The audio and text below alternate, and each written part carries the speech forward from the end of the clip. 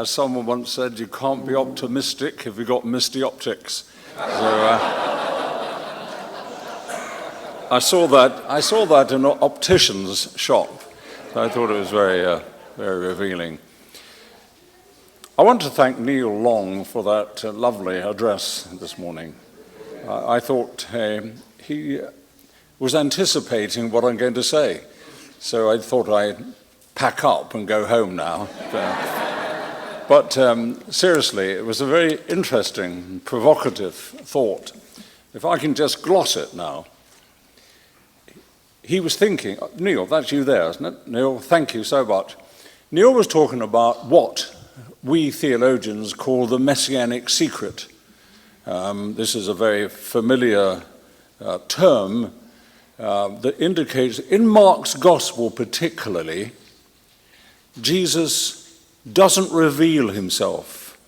He allows questions to arise and then reveals himself as he takes the journey, the passion journey, to the cross. And in Mark's gospel, that happens about chapter 9. And so the questions arise. Who is he? Because at the time of Jesus, there was no clear understanding of what the Messiah was like. There was a military view, to fight the Romans. There was a more religious one. And Jesus came with a different understanding. And what Neil has led me to think about is that we are now the messianic secret. You and I. So in other words, to turn it on head, just as the question, who are you? And Jesus avoiding it and say, well, what did you see? What did you go out to see? So we want people to say of us, what's it all about? What are you saying? Who are you really? And we want to avoid the question, because we want to be pointing to the Lord. And so the raising of questions is a very important thing. So in terms of our morality, we want people to say, well, why is she or he doing that? Why are they thinking in that kind of way? We want to be a truly peculiar people. In other words, to point the finger to the Lord. So thank you for provoking me. And I want to say this has been a terrific conference in many respects, a truly ecumenical one in which we've heard a rich Methodist, nonconformist voice. We've had the Orthodox and the Catholic. And I want to say, although, Dan, next time you have a conference, have more women at the front.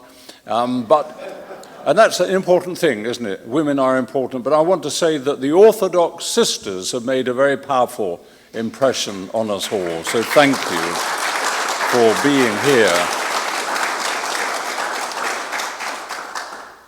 I've been to many conferences, more conferences than a human being should endure. But this must rank as one of the best in terms of quality, in terms of the way we've been able to provoke one another in the context of worship, and that worship has been wonderful. I want to thank our musicians and Ben as well, who last night, Ben was jazzing it up a bit last night, so that was terrific. So all this is really, really wonderful stuff indeed. So Neil has teed it up for me to say, what's it all about? And there's a song that called that, What's It All About? Alpha, you know that. What's it all about in terms of holiness? And so my title is The Gospel Imperative of Witness, of Holiness is Witness. Some years ago, I was speaking to a young American man, now lives in London, and he is actually the CEO of a remarkable Christian charity. And he told me a story that it all changed for him when he met Mother Teresa, who was canonized a couple of weeks ago.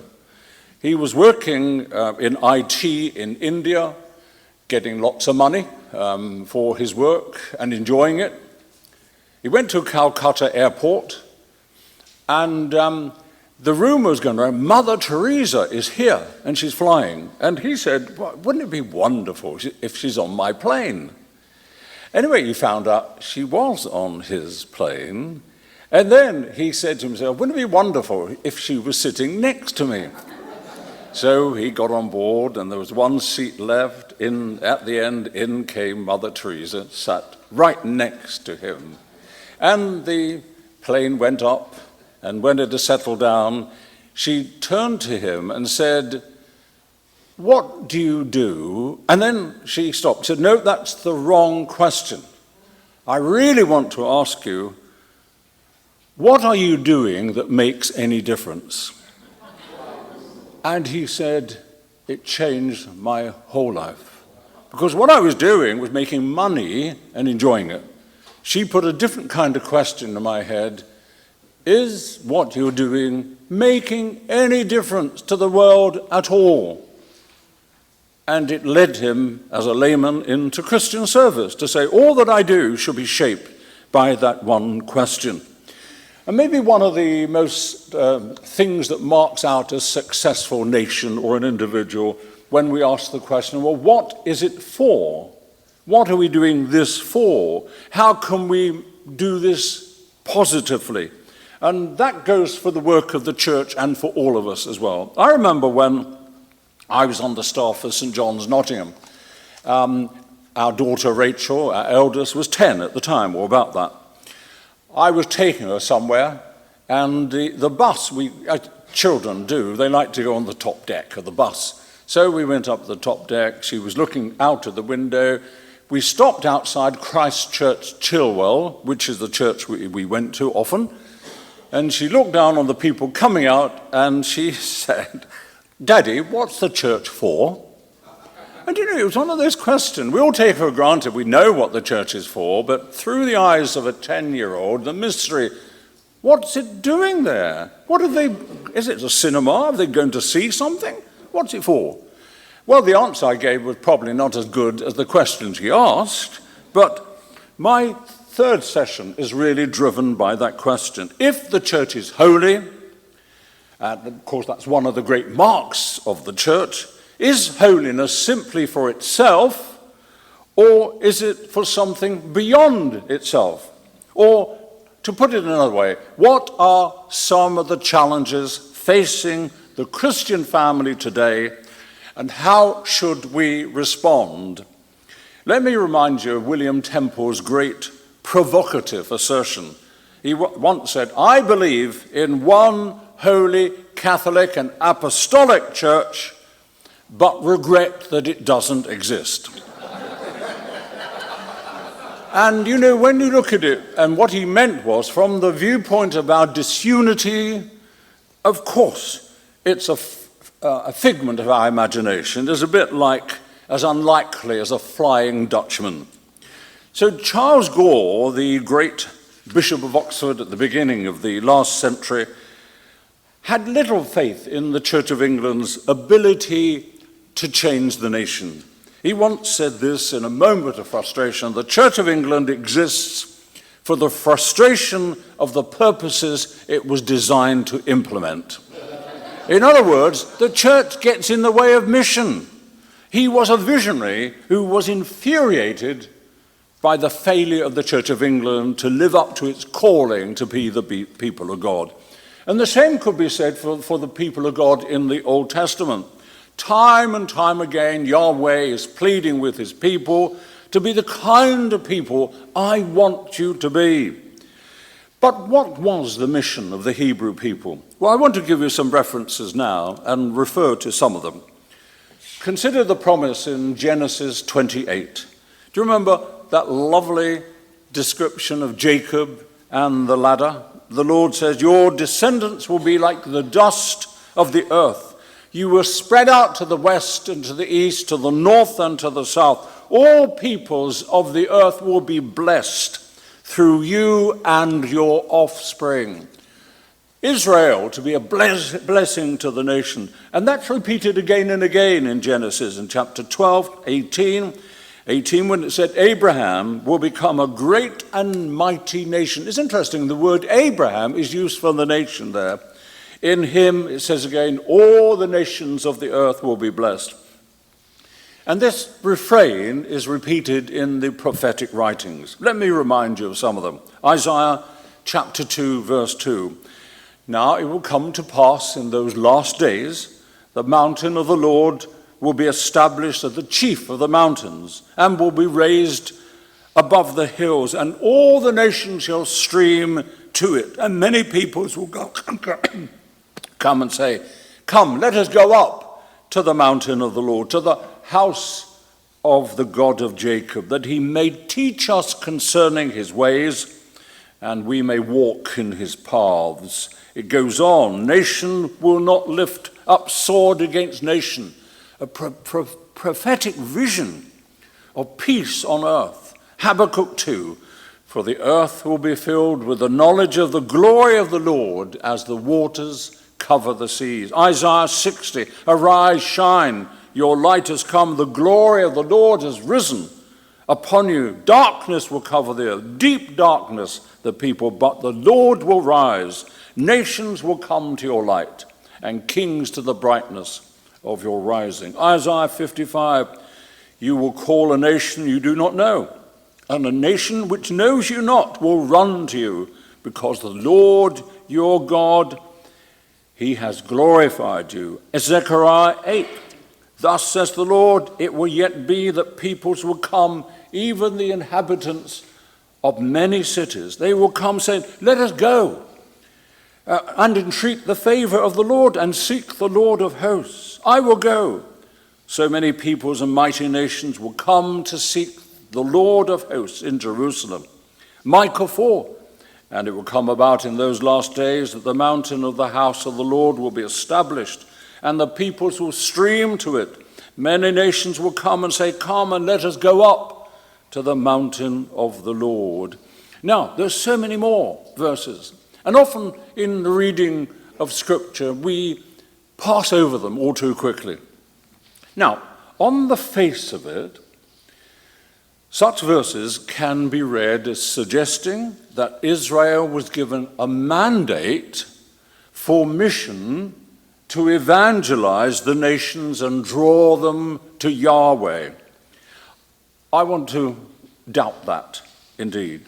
No Jewish scholar can be found to support that view, and it's dangerous to select verses to bear the weight of a universal mission of the Old Testament. But what I think we can say is this with some confidence, that in the Old Testament, the mission of the people of God was given them, and it was a twofold one. Now, I'm sure you've come across the two words centripetal, and centrifugal. Now, centripetal means that the life of the community was meant to be centered on an inward focus. And we might see it as a really twofold inward focus, life in the community and life in the family. Let's start with the last bit. And one of the things I envy about Judaism is the Shabbat meal on a Friday, where people come together. It's a very powerful image of the family holding the people together. We're in touch with many Jews, and and secular Jews will really conform to that as well. They may not have any worship, but the coming together of the family, a uniting factor. But the religious side of that was very important, the coming together to read the scriptures once again. And parents were expected to repeat the story of deliverance to their children. You know the great Passover, where the youngest child present says to the paterfamilias, Father, why are we doing these things? What is it all about? And the father said, it's because our fathers were brought out of Egypt with a mighty hand. And that repetition of the story is so important. Make sure that you and your families are doing that, making sure you come together so that the education of young people, that's why Sunday school is so important. That's why youth work is so important. And I'm going to be saying a little more about that. But life in the community was no less important. The people of Israel gathered together in the early days in the temple or in similar cultic places. And then as the temple fell away, so the synagogue became more important. And that's why we have in the teaching of Jesus, going up to the synagogue, teaching. That's why the Jews are being such an intellectual people, because it's word-based, the power of language.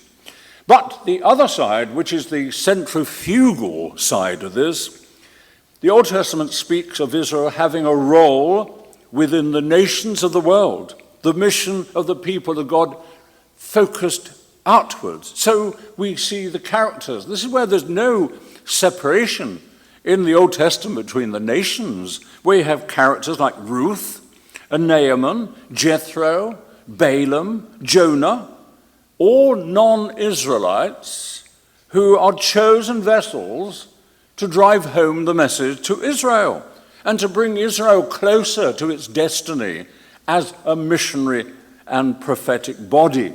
And the prophets emphasize the role of Israel in being a light to the nations. God will judge all nations. He's concerned with all nations. And the message of the Old Testament is that God's people deeply transcend Israel's borders. However, and this is the crucial point, the absolute heart of it all, God calls Israel to an ethical distinctiveness. They were committed, they had to be committed to the holy life, because only as an ethical people could they actually bear witness to other nations. And so Moses' speech to Israel in Deuteronomy implies the visibility of the nation, some kind of missionary expectation. Now, if you obey me fully and keep my commandment, then out of all the nations you will be my treasured possession.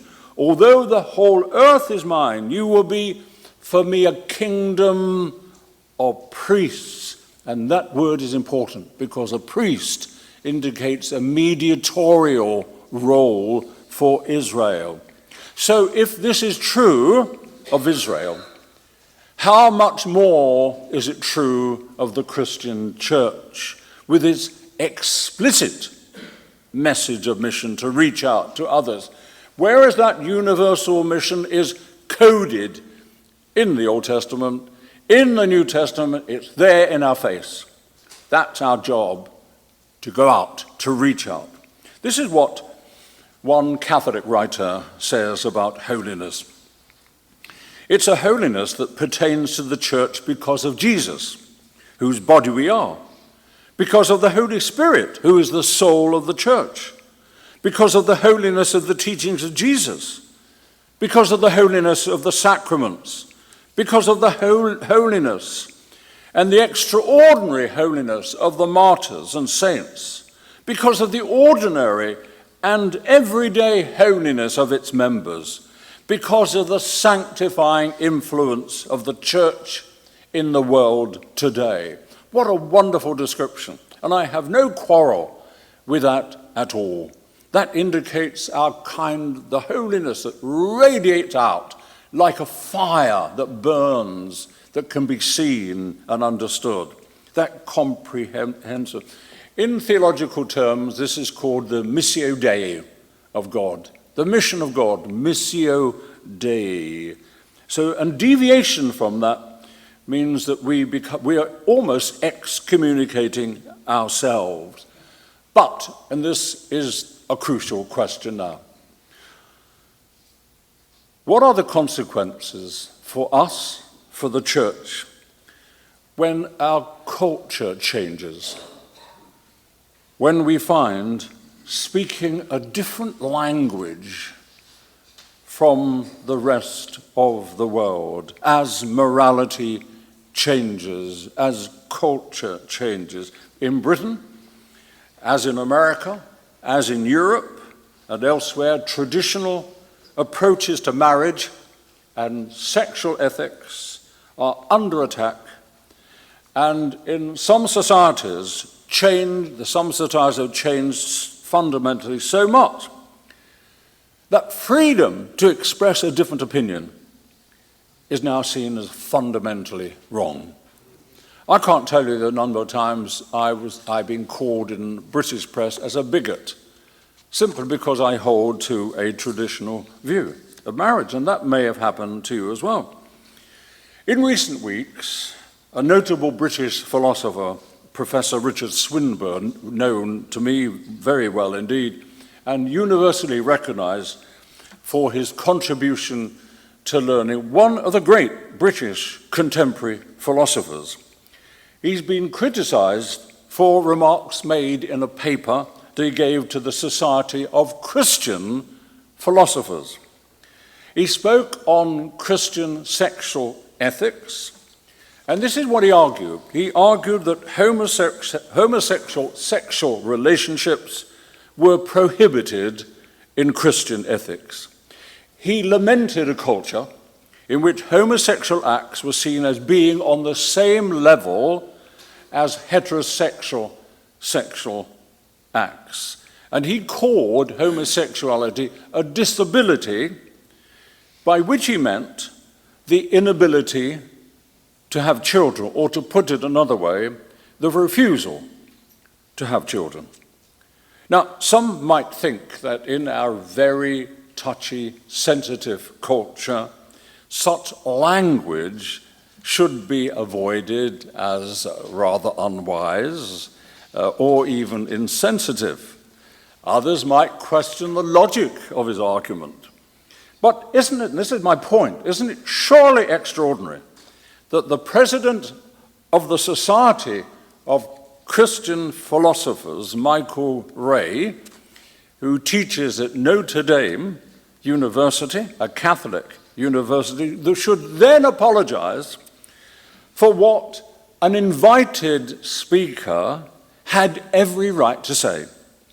If a philosopher at a conference of philosophers cannot argue the case in which he challenges accepted norms, however recent those norms have become, the freedom of expression is now under attack in lands such as America, with which freedom has been associated right from the very beginning. And I personally would echo every word so courteously spoken by Richard Swinburne, and also regret that homosexual behavior is put on the same level as heterosexual relationships.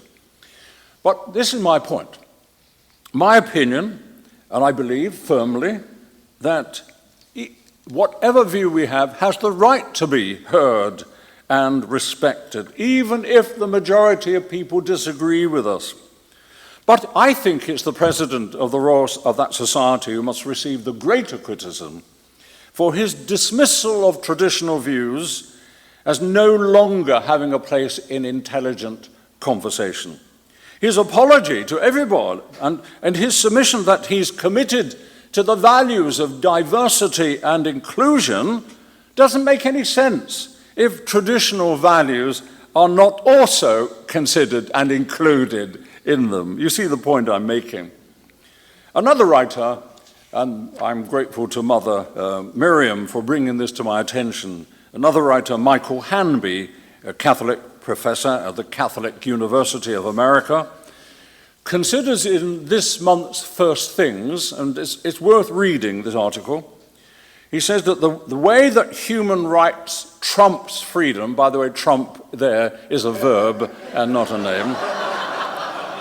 He says that the way that human rights trumps freedom of thought, and especially freedom of religious belief, is disturbing. He says this: the sexual revolution is not simply an overturning of sexual morality or family law, but a revolution in our fundamental understanding of human nature that promises to shape who we are as human beings. He goes on to say this: what previous generations took for granted, for example, that man, woman, mother, and father name natural realities as well as social roles, that children issue from their union, that the marriage of man and woman is the foundation of human society, All this is now being regarded as obsolete and even hopelessly bigoted. That echoes what Father Chad was talking about marriage yesterday. And that view, I think, is sadly correct. You know, in my country, 80% at least, of all young people under the age of 25 now take same-sex marriages as of equal standing as heterosexual unions, transgender partnerships, and the right to have abortion, whatever the reason. However, as Christians, we should be very careful and very aware of the danger of wanting to have our cake and eat it.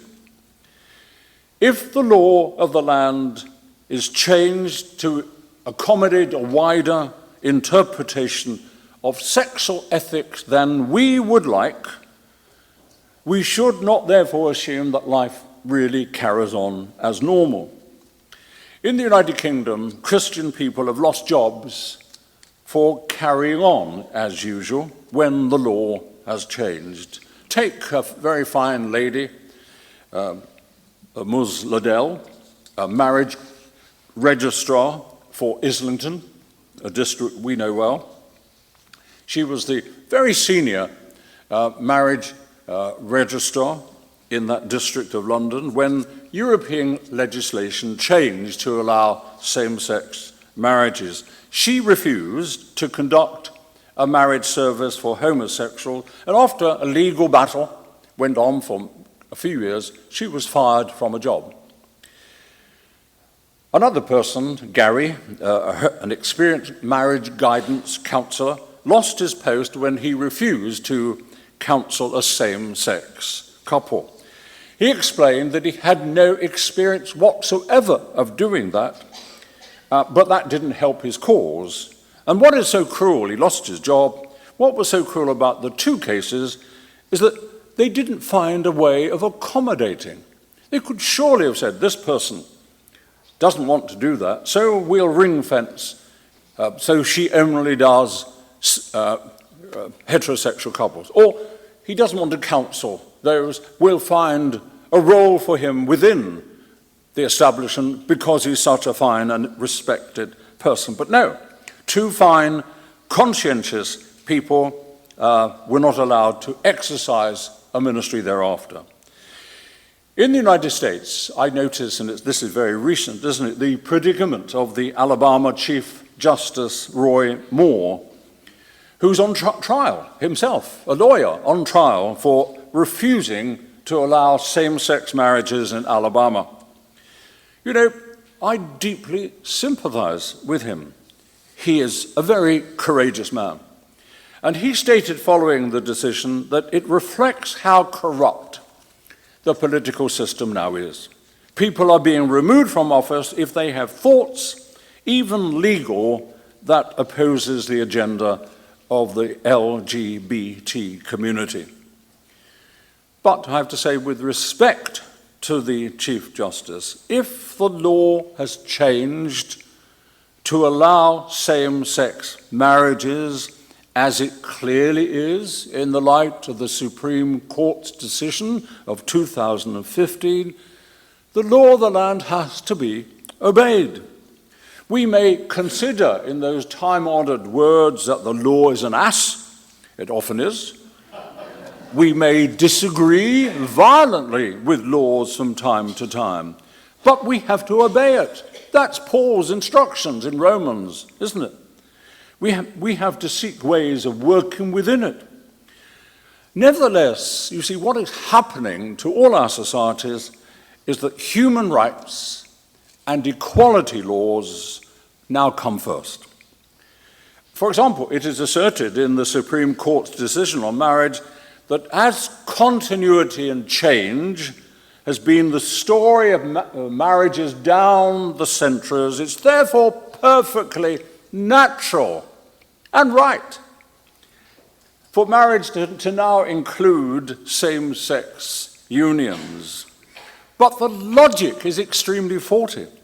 Marriage has certainly changed down the ages, but marriage as the union and the coming together of man to a woman has always been the understanding in every nation of what marriage is about, and Father Chad argued that strongly.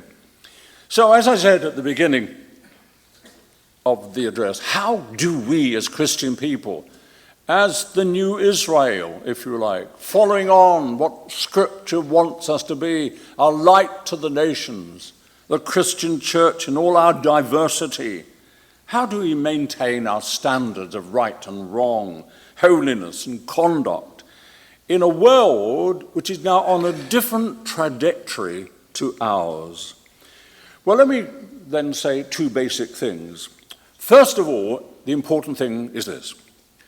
Let's always remember that every human being is made in the likeness and image of God. The imago Dei again, the image of God. You see, in the Bible, the word world is used in two senses. Jesus often, in John particularly, refers to the world as the domain of evil.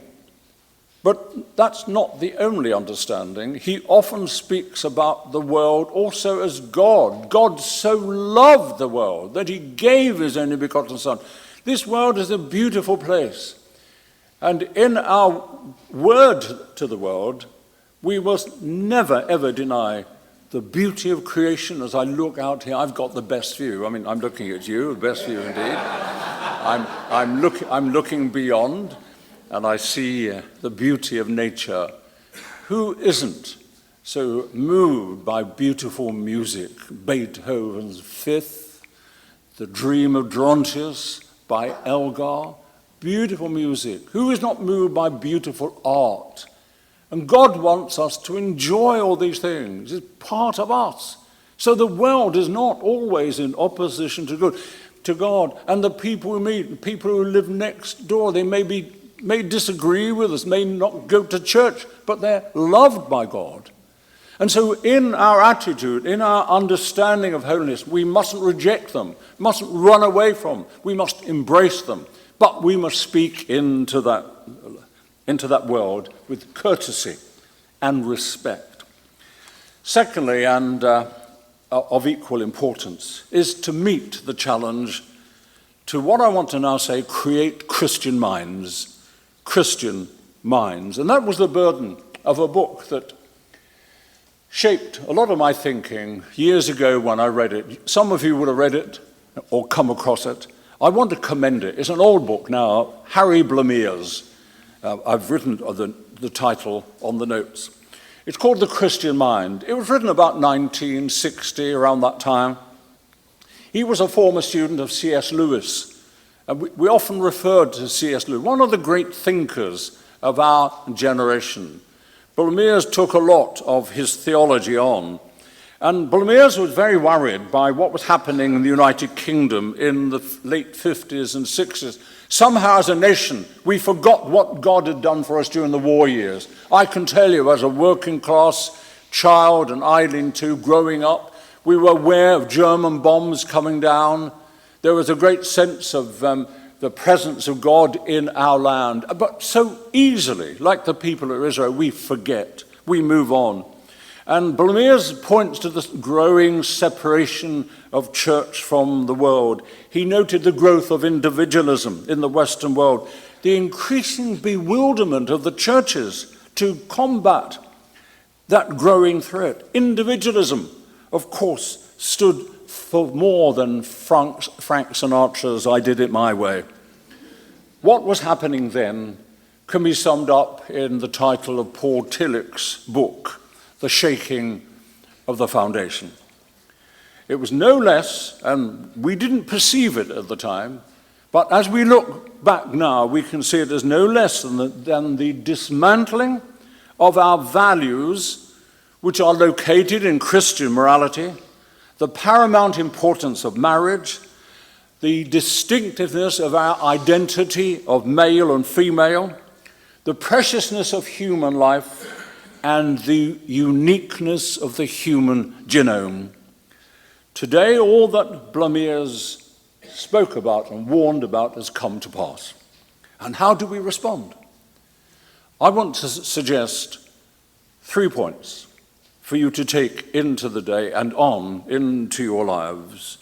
It all flows, my 3 points flow from one simple confession, the most basic confession in the New Testament. 1 Corinthians 12:3, Jesus is Lord.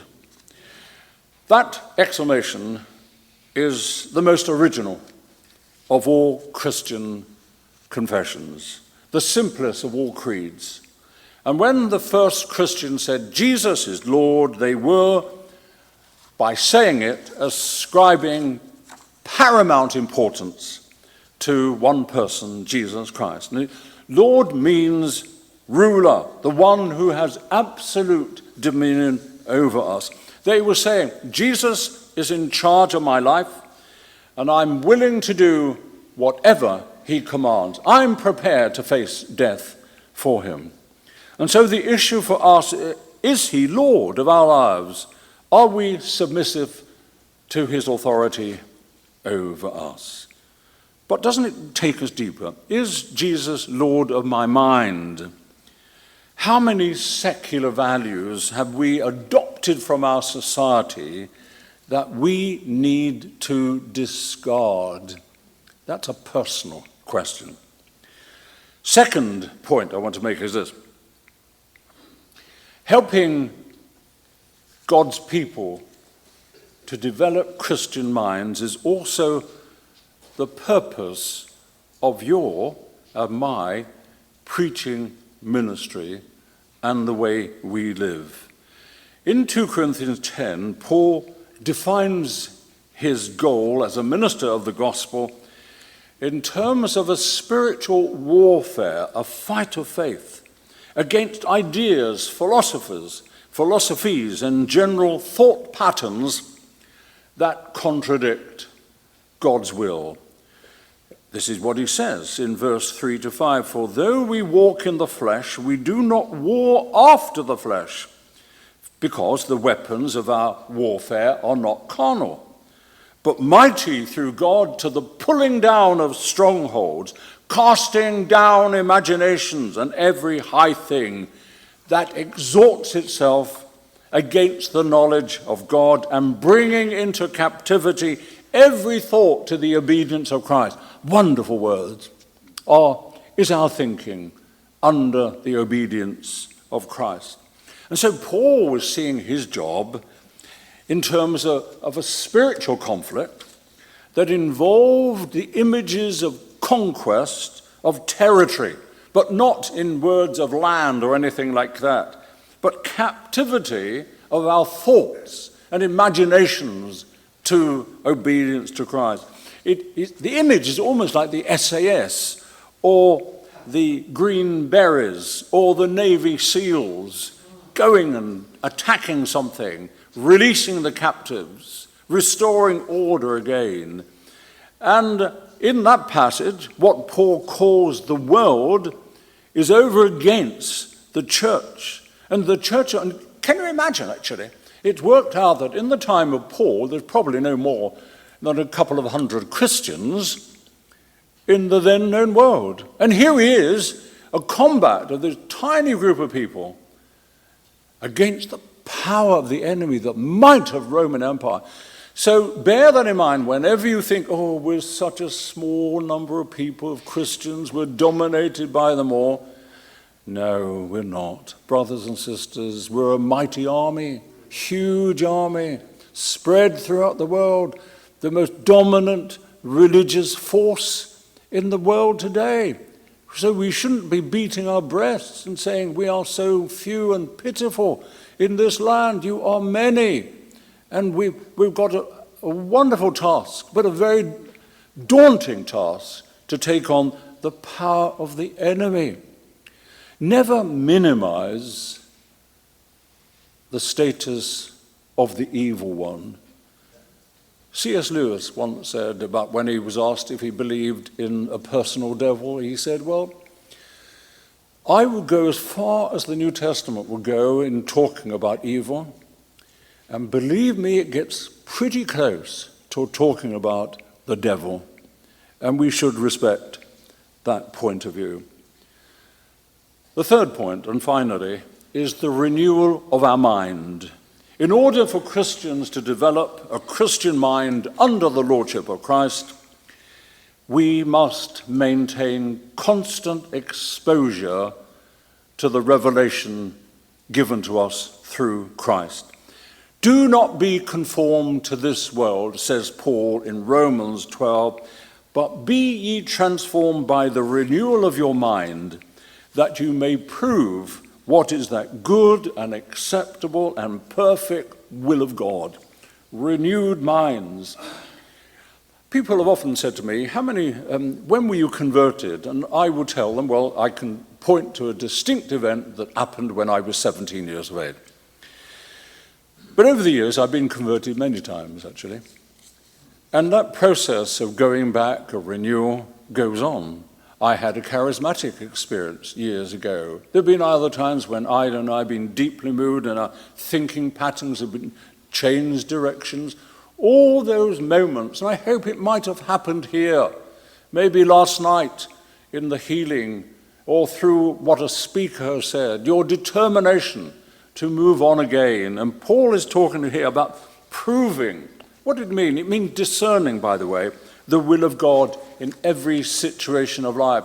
Those of us who have moved on in our Christian pilgrimage, some of us have received the call for ordination. And maybe even now, one or two might be thinking, maybe God is leading me in that way. But we might say, how do we know? How can we prove those choices we make? How can we know that a thing we decide is consistent with the will of God? Well, you only know it by doing it. And that's the whole point. Over the years, I've found actually that the whole structure of faith, you have to be on the journey, and it's only when you look back you know that you've been guided on the way. And so you have to take that step of faith. And so none of us really know that step of faith that's right for you or me. But what is so important is as we move with the will of God, as we're surrounded by Christian friends, as we build up our Christian communities, so we know the will of God as we walk with him. And by the way, the challenge for all of us who have regular ministries to congregation through preaching and teaching, or as pastors and rectors and vicars, is your job to create Christian minds through your teaching. Go down deep. And as you go down deep, you will find that people will follow you. I remember a man who made a deep impression on me up in Durham, where I was vicar, was Rob Gordon. Rob Gordon was the minister of the United Reformed Church. What Rob used to do was a couple of Saturdays a month, probably only 2 out of 4, he would take 12 men and women away for a day's teaching in the countryside from 10 to 4. He would take them away, he would select them, he would take them away, and he would teach, and teach. He'd take the different couples away. That church became a really powerful church of able, wise Christian leaders, men and women whose minds were being renewed. I want to leave you with that challenge and repeat again those words which seem to sum up what we've been trying and struggling to say. Don't be conformed to this world, but be transformed by the renewal of your mind, that you may prove what is the good, acceptable, and perfect will of God. So, my brothers and sisters, as we come to an end of the conference, or a lot of the speaking, but isn't it wonderful? We're going to move into worship before we conclude this morning. Thank you.